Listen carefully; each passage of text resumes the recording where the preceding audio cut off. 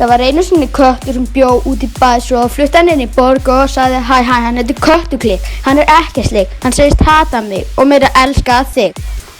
Ég hata hann fyrir að hata mig, þú hlýtur elska hann fyrst hann elskar þig.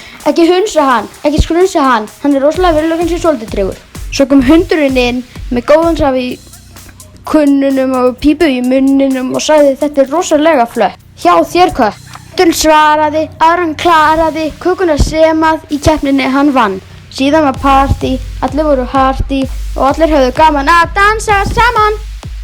Síðan var kista sem tók athygli kiss og hún sagði hvað höfum við hér nú? 1, 2, 3, 4, hægri, snú! Inn í kistu var krapp og líka trapp sem gabbaði kött. Þetta var ekki flott.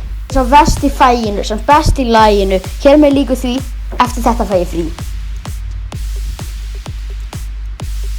Jó, jó!